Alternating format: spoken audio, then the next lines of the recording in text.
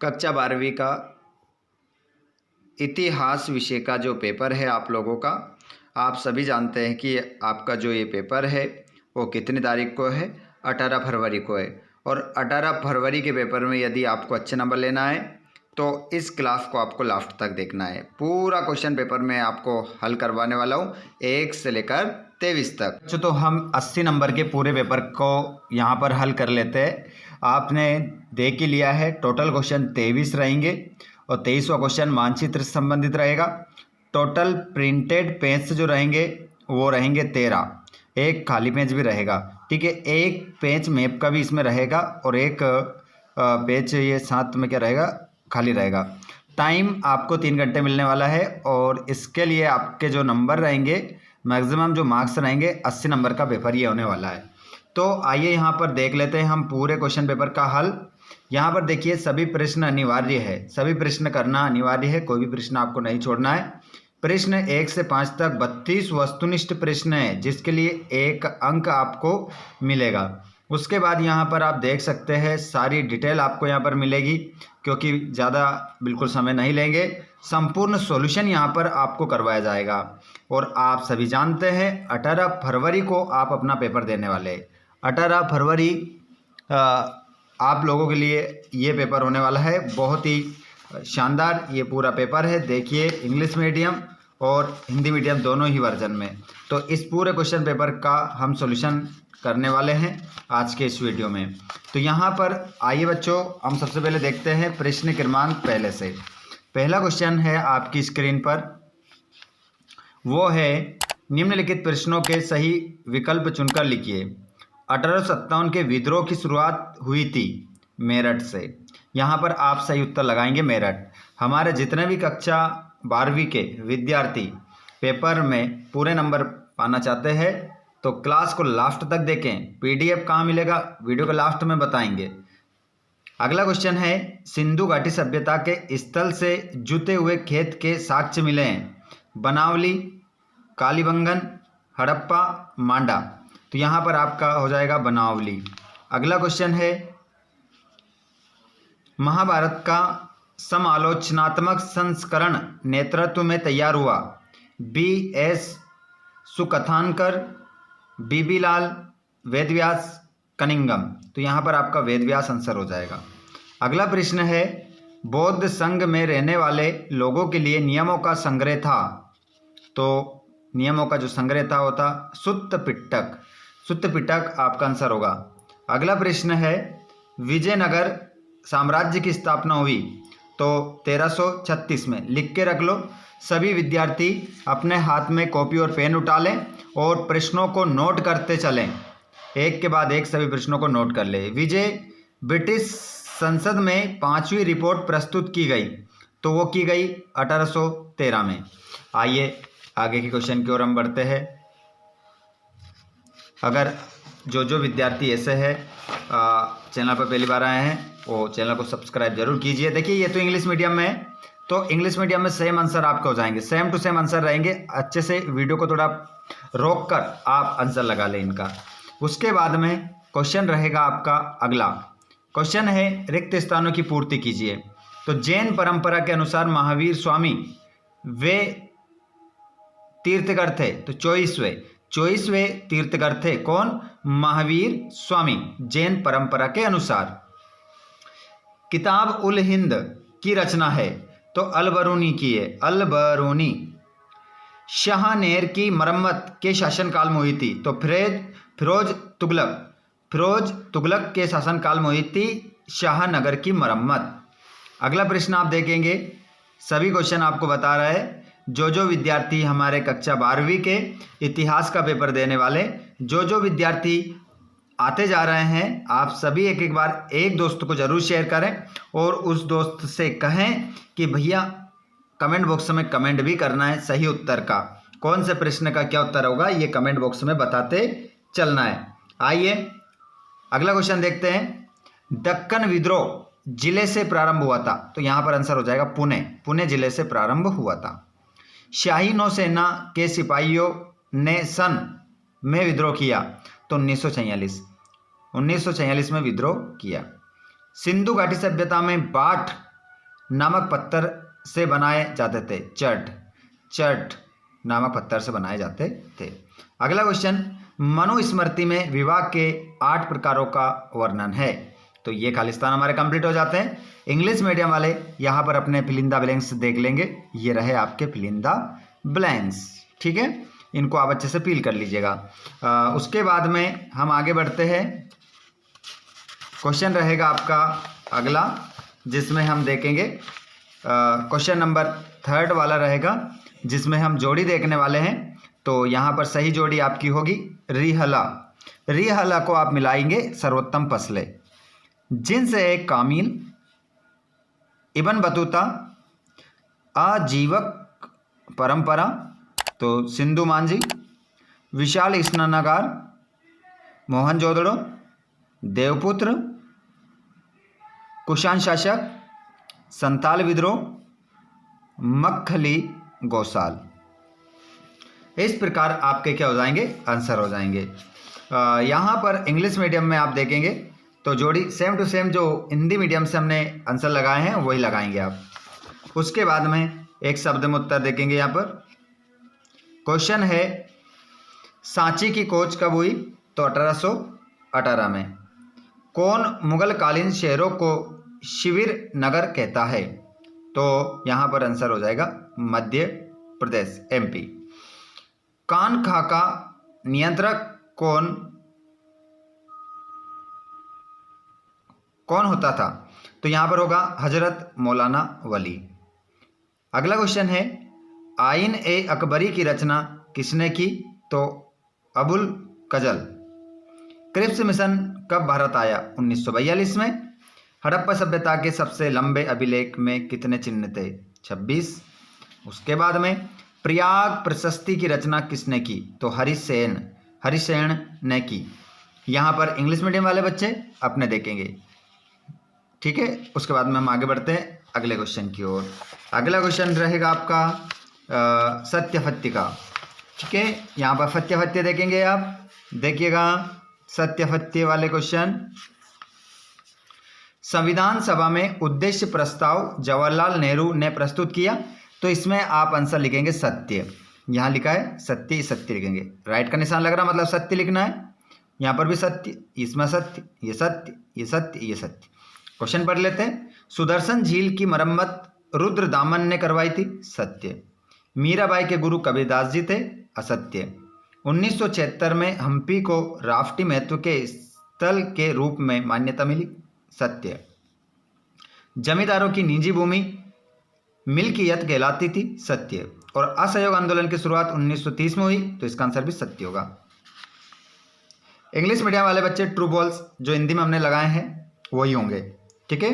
अब यहाँ पर अब इनके आंसर हम देख लेते हैं। इनके आंसर देखेंगे, पहले एक बार क्वेश्चन देख लो। हंसा मेहता ने महिलाओं के लिए किन अधिकारों की मांग की? और पृथक निर्वाचिका के प्रस्ताव पर सरदार पटेल ने क्या तर्क दिया? एक बार हम क्वेश्चन देख लेते हैं, फिर एक साथ आंसर देखेंगे, है ना, ताकि बार बार इधर से उधर जाने से अच्छा है एक बार हम क्वेश्चन देख लेते हैं। केंद्र सूची क्या है? लोकतंत्र की सफलता के लिए गोविंद वल्लभ पंत ने क्या विचार दिया?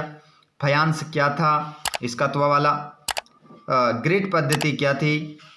फ्रांसवा बर्नियर कौन था? इब्न बतूता द्वारा पान का क्या वर्णन दिया गया? और नल ईरा दिव्य प्रबंधन के बारे में लिखिए। और सगुण और निर्गुण भक्ति परंपरा क्या है? भक्ति परंपरा क्या है? देख लीजिए, सभी क्वेश्चन हम देख रहे हैं और सभी का सॉल्यूशन भी हम करने वाले हैं। बस आपको थोड़ा सा इंतज़ार करना है, थोड़े से समय का, ताकि हमारे क्वेश्चन यहाँ देख सकते हैं। आंसर के साथ भी क्वेश्चन बता दूंगा, आपको चिंता करने की आवश्यकता नहीं है। तालीकोटा युद्ध कब और किसके बीच हुआ? अमर नायक कौन थे? खुद काश्त किसान कौन थे? मुगल काल में जमा और हासिल क्या थी? सूर्यास्त कानून क्या था? जोतदार कौन थे? मौलवी अहमदुल्ला शाह को डंका शाह क्यों कहा जाता था? और अवध को बंगाल आर्मी की पौधशाला क्यों कहा जाता था? उसके बाद में यहाँ पर देखिए, लाल बाल और पाल के रूप में कौन जाने जाते हैं? प्रथम गोलमेज सम्मेलन कब और कहाँ हुआ था?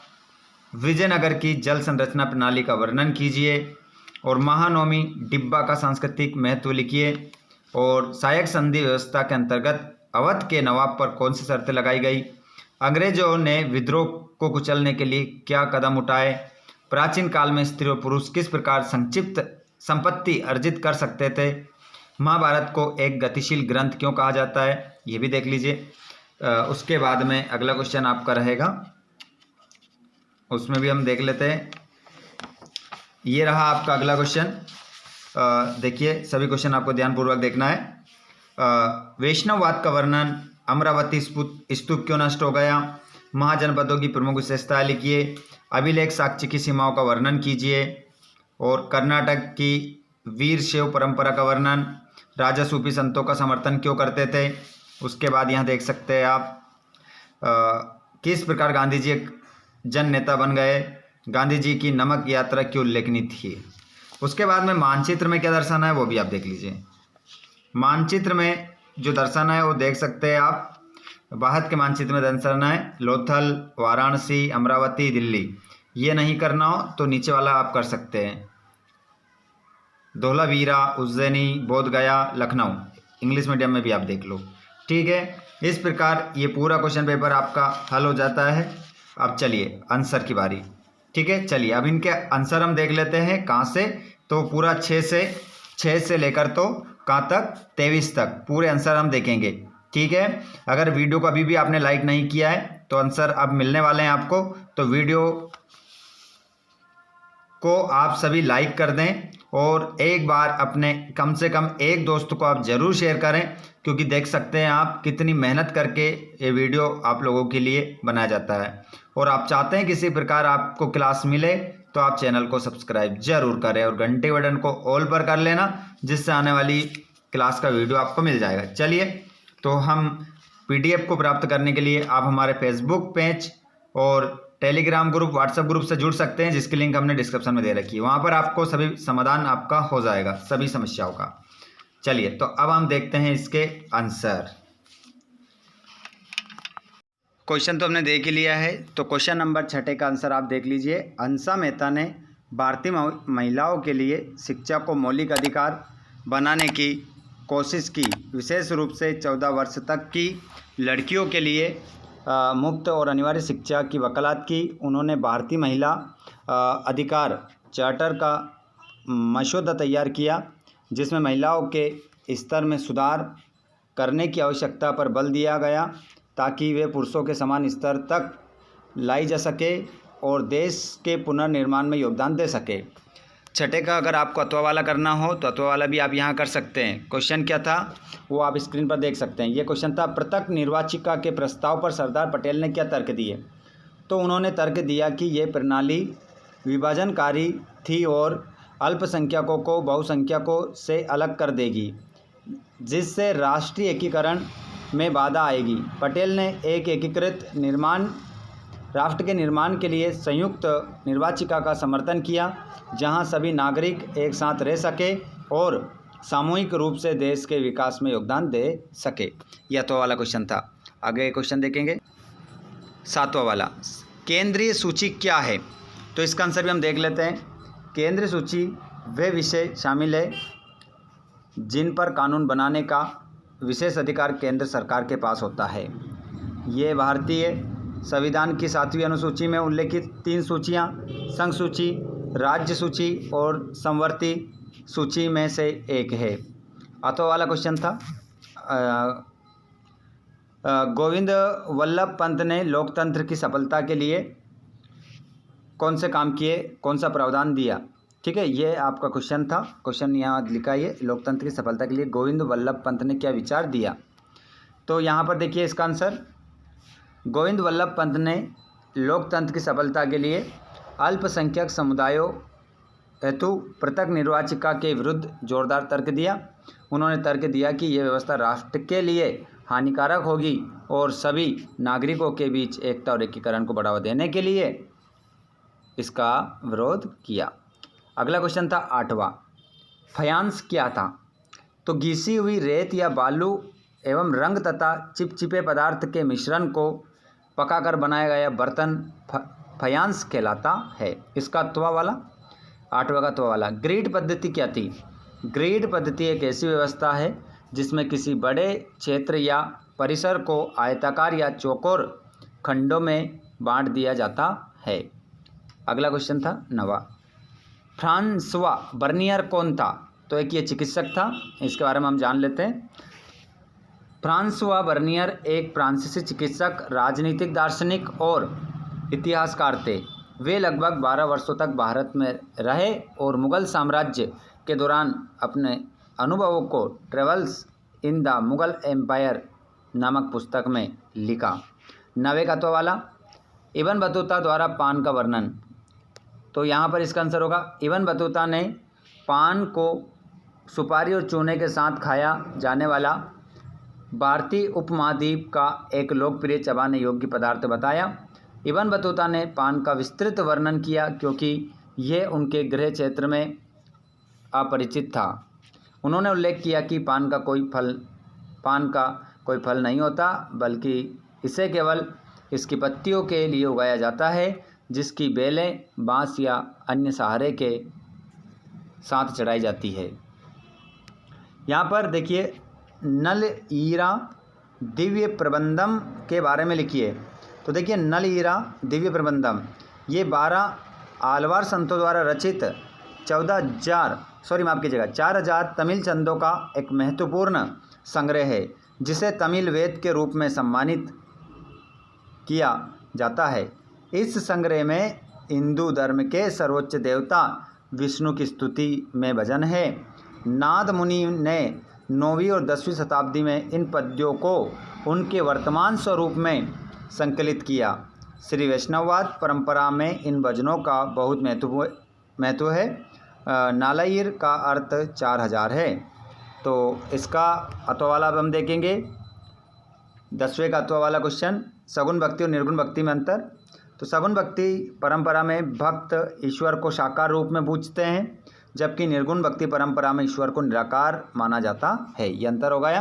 क्वेश्चन नंबर 11, जितने भी हमारे विद्यार्थी, हमारे दोस्त इस वीडियो को देख रहे हैं, आप सभी से एक ही रिक्वेस्ट है कि ज़्यादा से ज़्यादा इस वीडियो को आप अपने दोस्तों तक ज़रूर शेयर करें, क्योंकि बहुत ही मेहनत करके आप लोगों के लिए वीडियो लाया जाता है। फिर भी आप वीडियो को ऐसे इग्नोर करके चले जाते हैं।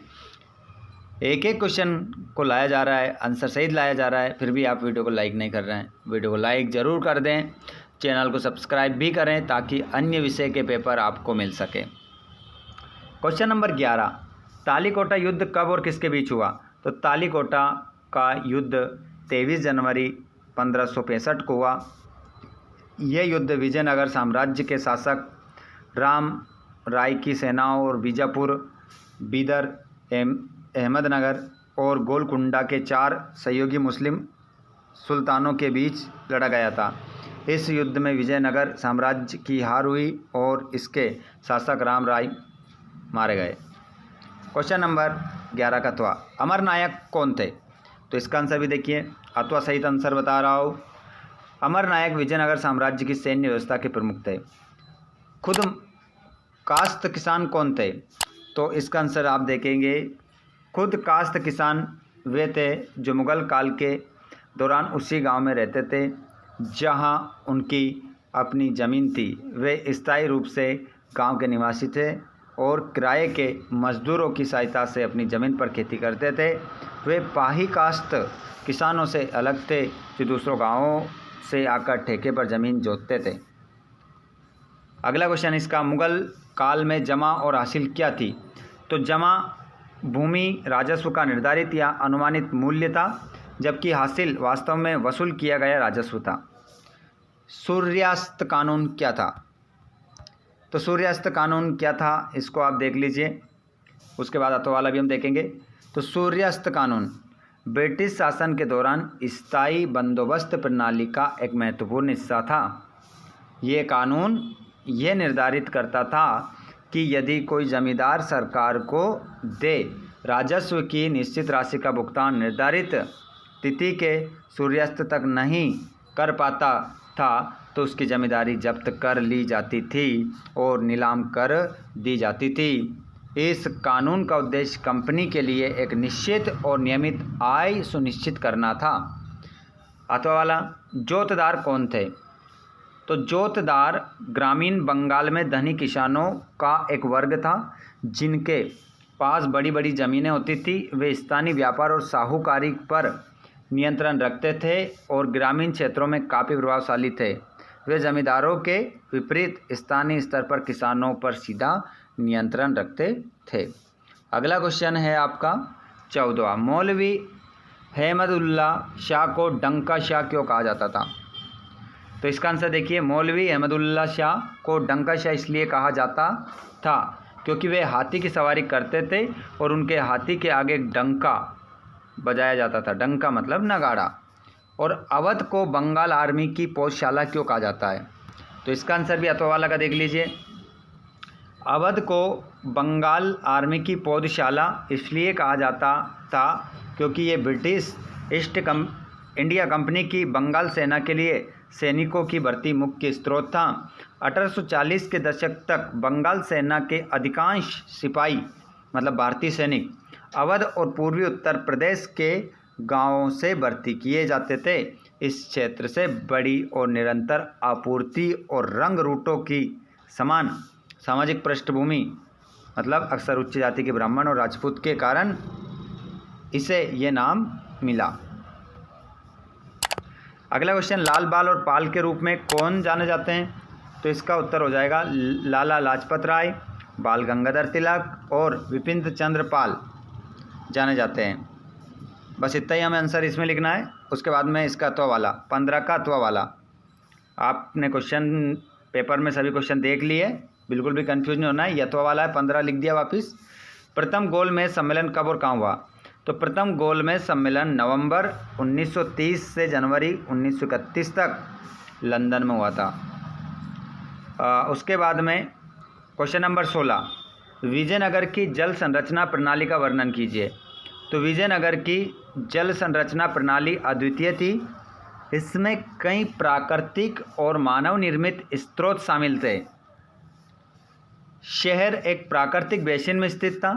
इसमें ग्रेनाइट की पहाड़ियों से वर्षा जल बहकर एक विशाल झील में इकट्ठा होता था। इस झील से पानी को नहरों और चैनलों के एक जटिल नेटवर्क के माध्यम से शहर और कृषि क्षेत्रों तक ले जाया जाता था। उसके बाद में 16 का अथवा वाला, महानवमी डिब्बा का सांस्कृतिक महत्व लिखिए। तो देखिए, महानवमी डिब्बा विजयनगर साम्राज्य का एक महत्वपूर्ण सांस्कृतिक और धार्मिक केंद्र था। ये एक विशाल मंच था जहां महानवमी नामक त्यौहार के दौरान कई अनुष्ठान किए जाते थे। इन अनुष्ठानों में मूर्ति पूजा, घोड़ों की बलि, सेना का मार्च पास्ट और शाही जुलूस शामिल थे। ये संरचना राजा की शक्ति, अधिकार और प्रतिष्ठा का प्रतीक थी और साम्राज्य की एकता को प्रदर्शित करती थी। उसके बाद में क्वेश्चन नंबर 17 का आंसर, सायक संधि व्यवस्था के अंतर्गत अवध के नवाब पर कौन सी शर्तें लगाई गई? तो देखिए, सायक संधि व्यवस्था के अंतर्गत अवध के नवाब पर निम्नलिखित शर्तें लगाई गई। वो शर्तें क्या थी आप भी देखिए। शर्तें थी, आप देखेंगे, नवाब को अपनी सेना भंग करनी पड़ी और ब्रिटिश सेना को स्थायी रूप से अवध में रखना स्वीकार करना पड़ा। नवाब को ब्रिटिश सेना के रखरखाव के लिए एक निश्चित राशि देनी होती थी। नवाब को अवध में एक ब्रिटिश रेजिमेंट नियुक्त करना स्वीकार करना पड़ा जो नवाब के प्रशासन में हस्तक्षेप करता था। नवाब को किसी अन्य यूरोपीय शक्ति या भारतीय शासक के साथ कोई संधि या संबंध स्थापित करने से रोक दिया गया। यहाँ पर क्वेश्चन नंबर 17 का आंसर, अंग्रेज़ों ने विद्रोह को कुचलने के लिए क्या कदम उठाए? तो यहाँ पर देख सकते हैं अंग्रेज़ों ने 1857 के विद्रोह को कुचलने के लिए कई कठोर कदम उठाए। उन्होंने सैन्य बल का क्रूरतापूर्वक प्रयोग किया और कई लड़ाइयों में विद्रोहियों को हराया। उन्होंने दिल्ली, कानपुर, लखनऊ जैसे प्रमुख विद्रोही केंद्रों पर फिर से कब्जा कर लिया। उन्होंने विद्रोहियों और आम लोगों पर भीषण दमन किया, जिससे फांसी और गोलाबारी शामिल थी।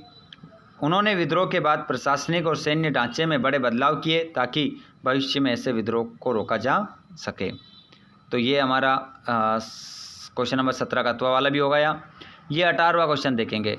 अब मान लो ये 18वां है और नीचे एक और 18वां आता है, तो वो अथवा वाला क्वेश्चन है, समझ जाइएगा, है ना, गलती नहीं करना किसी प्रकार की। प्राचीन काल में स्त्री और पुरुष किस प्रकार संपत्ति अर्जित कर सकते थे? तो प्राचीन काल में स्त्री और पुरुष विभिन्न तरीक़ों से संपत्ति अर्जित कर सकते थे। जैसे कि पुरुषों के लिए संपत्ति अर्जित करने के मुख्य स्रोत विरासत, खरीद, उपहार, विजय, कार्य और विवाह के माध्यम से थे, और महिलाओं के लिए संपत्ति के अधिकार अधिक सीमित थे, लेकिन वे स्त्रीधन, विवाह के समय या अन्य अवसरों पर मिले उपहार के माध्यम से संपत्ति अर्जित कर सकती थी। कुछ मामलों में महिलाएं अपनी मेहनत, कला या शिल्प के माध्यम से भी संपत्ति अर्जित कर सकती थी, हालांकि ये पुरुषों की तुलना में कम सामान्य थी। उसके बाद में ये 18वें का अथवा वाला क्वेश्चन, महाभारत को एक गतिशील ग्रंथ क्यों कहा गया?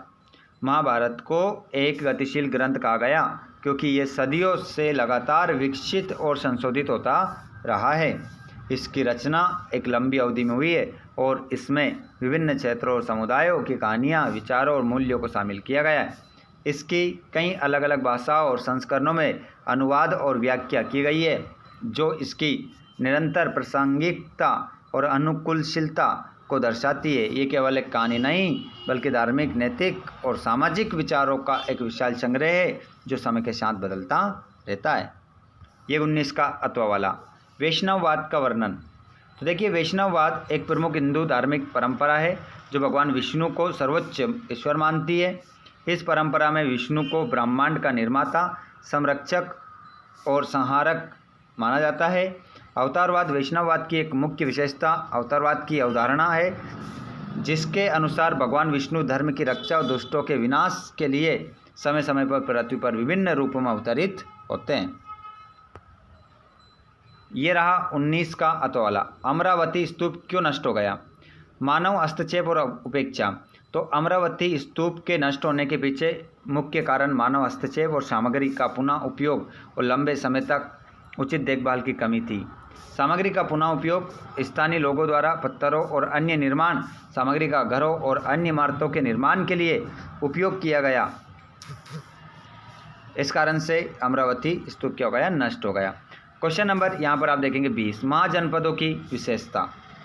तो यहाँ पर महाजनपदों की जो विशेषता है वो देखेंगे। अधिकांश महाजनपद राजशाही थे, जहाँ एक वंशानुगत राजा शासन करता था। हालांकि कुछ महाजनपद गणराज्य भी थे। इन राज्यों का एक निश्चित भौगोलिक क्षेत्र होता था जिसे जनपद कहा जाता था। राजाओं के पास निरंकुश शक्तियाँ और नियमित सेना होती थी। अथवा वाला, अभिलेख साक्ष्य की प्रमुख सीमाएं। तो कई अभिलेख समय के साथ नष्ट हो गए और या खराब हो गए हैं, जिससे उन्हें पढ़ना मुश्किल है। कुछ अभिलेखों के केवल आंशिक हिस्से ही उपलब्ध हैं, जिससे पूरी जानकारी नहीं मिल पाती। अभिलेखों में अक्सर एक विशेष दृष्टिकोण या राजा के विचारों को दर्शाया जाता है, जिससे निष्पक्षता की कमी हो सकती है। अभिलेखों की भाषा, लिपि को समझना हमेशा आसान नहीं होता, जिससे विशेषज्ञ ज्ञान की आवश्यकता होती है। क्वेश्चन नंबर 21, कर्नाटक की वीरशैव परंपरा का वर्णन कीजिए।